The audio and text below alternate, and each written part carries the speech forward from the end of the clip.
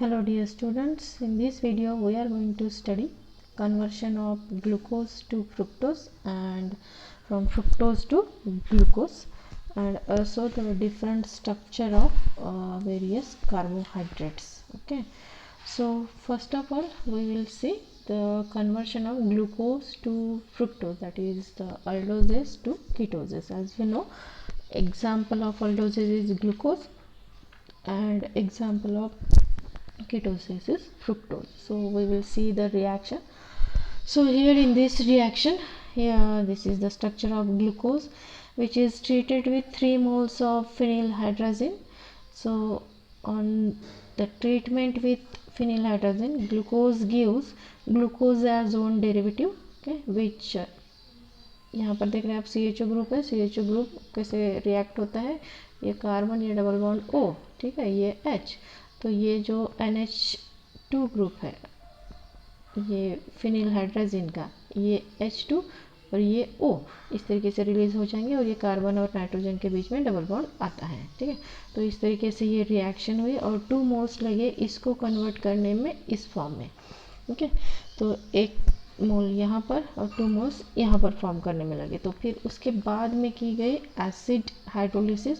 Acid hydrolysis करने पर ये अल्डिहाइड में कन्वर्ट हो जाता है और ये जो ग्रुप है वो कीटोन में कन्वर्ट हो जाता है. तो ये ओजोन डेरिवेटिव है, तो इसे बोलते हैं ग्लूकोसोन. तो ये ग्लूकोसोन बन गया ग्लूकोसाजोन से. फिर उसका रिडक्शन करने के बाद में, रिडक्शन जब हुआ तो यहाँ पर ये जो CH2 ग्रुप है, CHO ग्रुप है, वो CH2OH में कन्वर्ट हो गया और ये है फ्रुक्टोज. तो इस तरीके से ग्लूकोज टू फ्रुक्टोज कन्वर्ट होता है 3 स्टेप्स में. Very easy reaction. Now second is the conversion of ketohexose to aldohexose, मतलब फ्रुक्टोज का ग्लूकोज में कैसे कन्वर्शन होगा. तो सबसे पहले तो रिडक्शन करना पड़ेगा. रिडक्शन यहाँ पे किया गया है सोडियम अमलगम यूज़ करके. ओके, तो रिडक्शन करेंगे तो क्या हो जाएगा, ये जो कीटोन ग्रुप है वो कन्वर्ट हो जाएगा सेकेंडरी अल्कोहलिक ग्रुप में, दैट इज CHOH. फिर ऑक्सीडेशन किया गया है बाय यूजिंग ब्रोमीन वाटर. तो ये जो यहाँ पर ये प्रोडक्ट जो मिला है, यहाँ पर ये सिंगल प्रोडक्ट नहीं मिलता, तो यहाँ पे मिलता है मिक्सचर मिलता है सॉर्बिटॉल और मैनिटॉल का. सॉर्बिटॉल मतलब ये OH 6 OH ग्रुप है. मैनिटॉल मतलब ये जो OH की पोजीशन है उसमें चेंज होती है, बाकी मॉलिक्यूलर फार्मूला सेम, सिर्फ OH के पोजीशन में चेंज होती है. तो फिर ये जो मिक्सचर मिला इसका किया गया फिर oxidation by using bromine water. तो फिर जो ये माइल्ड ऑक्सीडाइजिंग एजेंट है, तो ये क्या करेगा, ये जो अल्कोहलिक ग्रुप है CH2OH उसको COOH ग्रुप में कन्वर्ट करेगा. और यहाँ पर फिर से एक मिक्सचर मिलेगा जो होगा ग्लूकोनिक एसिड और मैनोनिक एसिड का मिक्सचर रहेगा. फिर ये जो मिक्सचर है यहाँ पर उसमें से वाटर मॉलिक्यूल रिलीज होगा और लैक्टोन फॉर्म होगा. लैक्टोन मतलब ये फंक्शनल ग्रुप हुआ COOH, ये फर्स्ट कार्बन, सेकंड और ये थर्ड. तो ये अल्फा कार्बन, ये बीटा कार्बन और ये गामा कार्बन. ठीक है, तो ये OH और ये H इस तरीके से H2O निकल जाएगा और ये फर्स्ट कार्बन और ये फोर्थ कार्बन जो कि इस फंक्शनल ग्रुप से गामा पोजीशन पर है, इनके बीच में ये रिंग फॉर्म होगी और यहाँ पर आएगा ऑक्सीजन. ठीक है, तो ये जो कंपाउंड फॉर्म होता है उसे बोलते हैं गामा लैक्टोन्स, क्योंकि गामा पोजीशन के साथ में ये होता है. ठीक है, तो इस तरीके से ये गामा लैक्टोन फॉर्म होता है. ठीक है, तो ये गामा लैक्टोन फॉर्म हुआ, वो वहाँ पर भी मिक्सचर है. फिर इसका रिडक्शन किया गया. सिंपल रिडक्शन करने के बाद में ये जो पहला ग्रुप है वो CHO में कन्वर्ट हो जाता है, फर्स्ट कार्बन. तो इस तरीके से कन्वर्ट होता है फ्रुक्टोज का ग्लूकोज में. ठीक है, अब यहाँ पर ये जो पोजीशन है OH की, इस पर डिपेंड करेगा कि वो ग्लूकोज है कि मैनोज है. हमने इसके पहले देख चुके हैं ग्लूकोज और मैनोज का स्ट्रक्चर. ठीक है, so next topic is chain lengthening और स्ट्रेन शॉर्टनिंग ऑफ अल्डोजेस. तो ये किस तरीके से किया जाता है, सिंपल रिएक्शन से उसके देखते क्या होता है इन रिएक्शंस में. ओके, तो ये लिया गया, इस सिंथेसिस को बोलते हैं किलियानी फिशर सिंथेसिस. क्या होता है इस सिंथेसिस में, तो सबसे पहले ये 1890 में ये सिंथेसिस किलियानी और फिशर और उनके कोवर्कर्स ने डिटरमाइन की थी. तो यहाँ पर जो अल्डोज है वो हायर अल्डोज में कन्वर्ट होता है, मतलब एक एक्स्ट्रा कार्बन उसमें जुड़ जाता है। ठीक है, मतलब 5 मेंबर का है तो 6 मेंबर के इसमें वो कन्वर्ट हो जाएगा।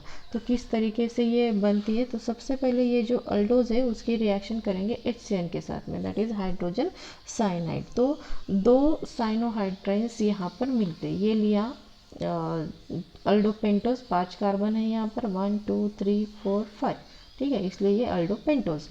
CHO ग्रुप है इसलिए अल्डो, और 5 कार्बन है इसलिए पेंटोस। ठीक है, तो इसकी रिएक्शन करेंगे HCN के साथ में, ठीक है, हाइड्रोजन साइनाइड के साथ में। तो क्या रिएक्शन होगी, ये अल्डिहाइड ग्रुप जो है ये इस तरीके से C डबल बॉन्ड O, तो HCN के साथ में कैसी रिएक्शन होती है, यहाँ पर एक बॉन्ड इसका ब्रेक होगा, कार्बन और ऑक्सीजन के बीच में जो डबल बॉन्ड है उसमें से एक बॉन्ड ब्रेक होगा यहाँ पर। ठीक है, तो ये जो बॉन्ड ब्रेक हो रहा है इसको कैसे, यहाँ पर ये जो कार्बन है इसके पास CN जाएगा और ऑक्सीजन के पास यहाँ का हाइड्रोजन जाएगा। ठीक है, तो इस तरीके से ये C डबल बॉन्ड O का सिंगल बॉन्ड बचेगा और उसके पास OH और CN। तो यहाँ पर ये एक एक्स्ट्रा कार्बन जो आ रहा है तो वो यहाँ से आ रहा है HCN से। ठीक है, तो इस तरीके से ये एक्स्ट्रा कार्बन जुड़ रहा है, तो जो प्रोडक्ट मिल रहा है वो ये प्रोडक्ट है साइनोहाइड्रिन। यहाँ पर थोड़ा सा मिस्टेक है, ये रॉन्ग स्ट्रक्चर्स है, ये दोनों के दोनों कार्बन जो है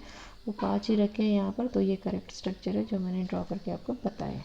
ठीक है, तो इस तरीके से ये कंपाउंड फॉर्म हो जाएगा। आप देख रहे हैं इन दोनों के इसमें फ़र्क क्या है, ये दोनों कंपाउंड जो फॉर्म हुए हैं सिर्फ ये सेकंड कार्बन जो है उसके OH पोजीशन में, बाकी ये इतना तो सेम है इसमें भी और इसमें भी। ठीक है, तो ये सेकंड कार्बन के OH के पोजीशन में, ये आपको इस साइड में दिख रहा है और ये इस साइड में है। ठीक है, बस इतना ही पोजीशन में चेंज है। फिर उसके बाद में जो स्ट्रक्चर मिले उसका करेंगे एसिड हाइड्रोलिसिस। एसिड हाइड्रोलिसिस करने पर मैंने ये यहाँ पर इसलिए लिखा क्योंकि ये स्ट्रक्चर ठीक से ड्रॉ नहीं किया, ये कार्बन बाजू में कर दिया है, यहाँ पर बॉन्ड है, तो ये इस तरीके से बॉन्डिंग दिखानी चाहिए, कार्बन के साथ को बॉन्ड होना चाहिए। ठीक है, तो ये मिलता है हमको कंपाउंड। जो CN ग्रुप है वो एसिड हाइड्रोलिसिस पर एसिड ग्रुप में कन्वर्ट हो गया COOH ग्रुप में, बाकी स्ट्रक्चर वैसे का वैसे। ठीक है, फिर ये एसिड बना, इसमें से रिलीज़ करेंगे H2O। H2O रिलीज़ होगा तो किस तरीके से रिलीज होगा, वो COOH ग्रुप है। ठीक है, तो COOH ग्रुप का OH और यहाँ पर जो OH है उसका H, इस तरीके से H2O निकल जाएगा और ये जो है ये रिंग फॉर्म करेगा। ठीक है, तो ये जैसे रिंग बनती है तो इस तरीके से कंपाउंड वो तैयार हो जाता है। तो आप यहाँ पर देख रहे हैं ये रिंग बनी, इसमें भी रिंग बन गई है। ठीक है, तो इसके बाद ये गैमा लैक्टोन टाइप की रिंग हुई, मतलब जो ग्लूकोज में होती है उस टाइप की रिंग नहीं है, गैमा लैक्टोन मतलब गैमा पोजीशन के कार्बन से ये जॉइंट हुआ है। फिर उसका रिडक्शन किया गया, ये जो कंपाउंड है ये इधर साइड में होना चाहिए था और ये इधर साइड में होना चाहिए था क्योंकि ये OH की पोजीशन ठीक उस हिसाब से। तो ये बना फिर ग्लूकोज। कैसे बना, फिर वो जो लैक्टोन्स फॉर्म हुए उसका रिडक्शन किया गया, रिडक्शन करने पर ये जो यहाँ पर C डबल बॉन्ड O था वो CHO में कन्वर्ट हो गया, रिंग ब्रेक हो गई, इस तरीके से ग्लूकोज और मैनोज ये मिक्सचर मिलता है। ठीक है, ये तो हुए चेन लेंथनिंग का, मतलब एक कार्बन बढ़ाया है यहाँ पर। ठीक है, तो एक कार्बन बढ़ाया गया है तो वैसे ही एक डिग्रेडेशन है, मतलब एक कार्बन कम करते, that is called holes degradation. ठीक है, तो कैसे होगा यहाँ पर देखते, तो सबसे पहले तो ये अल्डोहेक्सोज लिया जिसमें 6 कार्बन है। ठीक है, उसका ये हाइड्रोक्सिलामाइन के साथ में रिएक्शन की गई, तो यहाँ पर रिएक्शन होगी, वैसे ये H2 और ये H2O निकल जाएगा और ये कार्बन और नाइट्रोजन के बीच में डबल बॉन्ड आ जाएगा। ठीक है, तो ये ग्लूकोक्सिम बना, ऑक्सिम बोलते हैं या फिर ग्लूकोक्सिम, उसकी रिएक्शन की गई एसिटिक एनहाइड्राइड के साथ में। तो एसिडिक एनहाइड्राइड के साथ रिएक्शन करने पर ये जो ग्रुप यहाँ पर ऑक्सिम फॉर्म हुआ वो CN में कन्वर्ट हो गया और ये एसिटेट बने। ठीक है, पेंटा एसिटेट, ये 4 और ये 1, तो पेंटा एसिटेट ये बन गया। ठीक है, फिर उसकी रिएक्शन सोडियम मेथॉक्साइड और मिथिल अल्कोहल के साथ करने पर हमको मिलता है अल्डोपेंटोस HCN और ये होना चाहिए CH3OH। ठीक है, दैट इज़ मिथिल अल्कोहल। तो यहाँ पर देखेंगे आप कि ये पहले जो कंपाउंड है इसमें 6 कार्बन है और ये जो बना इसमें 5 कार्बन है, ये 3, ये 1 4 और ये 5। ठीक है, तो इस तरीके से जो चेन है उसका शॉर्टनिंग भी होता है। ओके। तो कुछ स्ट्रक्चर्स है जो कार्बोहाइड्रेट फैमिली के कंपाउंड्स हैं, उनके कुछ स्ट्रक्चर्स देखेंगे, जैसे कि माल्टोज है, sucrose, lactose, starch, cellulose, ribose, deoxyribose. ये डीएनए में आपने नाम सुना होगा, डीऑक्सीराइबोज न्यूक्लिक एसिड, और ये आरएनए में सुना होगा राइबोन्यूक्लिक एसिड एक्सेट्रा। स्टार्च जानते हैं आप, लैक्टोज जो मिल्क में होता है, सुक्रोज, माल्टोज, ये सारे के स्ट्रक्चर अभी देखते हैं हम। तो उसके पहले आपको जो ग्लूकोज है उसका हैवर्थ प्रोजेक्शन फार्मूला कैसे आइडेंटिफाई कैसे लिखा जाता है वो देखना है आपको। ये है ग्लूकोज का जो फर्स्ट कार्बन है, ठीक है। ये OH जो ग्रुप है वो नीचे में है, ठीक है, और इसलिए ये अल्फ़ा डी ग्लूकोज, और यहाँ पर OH की पोजीशन में चेंज है, ये ऊपर में लिखा गया है, इसलिए ये है बीटा डी ग्लूकोज। बाकी का जो पूरा का पूरा स्ट्रक्चर है वो सेम होता है। ये 5th कार्बन और ये CH2OH वाला 6th कार्बन, ठीक है। तो ये हैवर्थ प्रोजेक्शन का स्ट्रक्चर है, हैवर्थ प्रोजेक्शन में ग्लूकोज के इसमें। तो इसमें इन दोनों जो एनोमर्स है इनमें डिफरेंस क्या, सिर्फ फर्स्ट कार्बन के OH ग्रुप में। ये यहाँ पर नीचे में जो होता है वो उसे अल्फ़ा बोलते हैं, अल्फ़ा एनोमर, और ये जो ऊपर में होता है वो बीटा एनोमर होता है, ठीक है। अब देखते हैं माल्टोज का स्ट्रक्चर। ये स्ट्रक्चर अगर आपको बनाने आ गया तो आप बाकी के स्ट्रक्चर इजीली बना सकते हैं, ठीक है। तो माल्टोज कैसे बनता है ये स्ट्रक्चर। माल्टोज में जो है उसमें ग्लूकोज के 2 यूनिट होते हैं, मतलब अगर माल्टोज का आप हाइड्रोलिसिस करेंगे तो आपको ग्लूकोज के 2 यूनिट उससे मिलेंगे, ठीक है। तो किस तरीके से ये स्ट्रक्चर बनता है देखते हैं इसके हैवर्थ प्रोजेक्शन में। ये इस तरीके से, ठीक है। ये तो इसकी नॉर्मल जो हमेशा वाली रिंग होती है वो है, और ये जो 4th नंबर का कार्बन आइटम है वहाँ से ये जुड़ जाता है दूसरे ग्लूकोज यूनिट से, ठीक है। तो ये हैवर्थ प्रोजेक्शन में देखिए, ये first carbon, 2nd, 3rd, 4th, 5th और 6th, ठीक है। तो यहाँ पर ये 4th कार्बन और ये दूसरे यूनिट का फर्स्ट कार्बन, ठीक।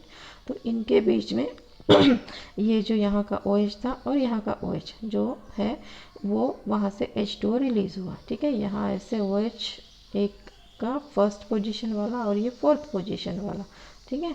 तो इनके बीच में से ये जो है H2O निकल जाता है और उनके बीच में बॉन्ड बचता है और बीच में आता है ऑक्सीजन।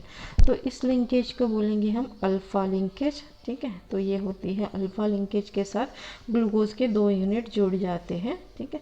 अब ये एंड जो है ये ओपन है, तो ये रिड्यूसिंग टेस्ट दे सकता है, लेकिन ये एंगेज है लिंकेज में तो ये रिड्यूसिंग टेस्ट नहीं देगा। जैसे हम मल्टीहाइड ग्रुप के लिए टेस्ट हमने किए थे टोलेंस रिएजेंट वाली, और एक टोलेंस रिएजेंट की टेस्ट हमने की थी, साथ ही में हमने इसके और भी रिड्यूसिंग टेस्ट किए थे, ठीक है। जैसे फेलिंग सॉल्यूशन के साथ भी हमने टेस्ट देखे थे। तो ये टेस्ट, ये कंपाउंड जो है वो टेस्ट पॉजिटिव दिखाएगा क्योंकि एक एंड जो है इसका इन्वॉल्व नहीं है बॉन्डिंग में, ठीक है। तो ये नॉन रिड्यूसिंग एंड और ये रिड्यूसिंग एंड, ठीक है। तो इस तरीके से अब अगर बीटा फॉर्म बनाना है तो यहाँ पर जो है ग्लूकोज जो है वो बीटा वाला लेना पड़ेगा, ठीक है। OH आप ऊपर देख रहे हैं तो ये बीटा वाला, ठीक है, और ये इधर अल्फ़ा वाला और ये बीटा वाला। तो इस तरीके से बीटा फॉर्म बनेगा माल्टोज का। तो ये हुआ माल्टोज का स्ट्रक्चर, ये उसका चेयर फॉर्म में देकर है, बस चेयर फॉर्म में बनाना है।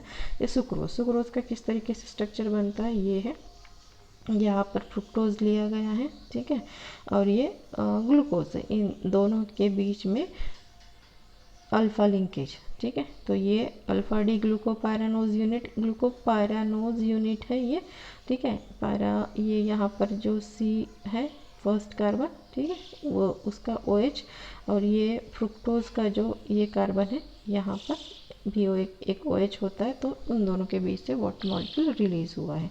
तो ये है सुक्रोज का स्ट्रक्चर। फिर जो स्ट्रक्चर है यहाँ पर ये लैक्टोज, ठीक है। तो लैक्टोज में ग्लूकोज और गैलेक्टोज इनके यूनिट होते हैं, मतलब जब लैक्टोज का हाइड्रोलिसिस होगा तो एक ग्लूकोज में मिलेगा और एक गैलेक्टोज मिलेगा। तो क्या डिफरेंस है ग्लूकोज और गैलेक्टोज के स्ट्रक्चर में, ये यहाँ पर देखेंगे आप, ये जो OH की पोजीशन है उसमें चेंज होता है।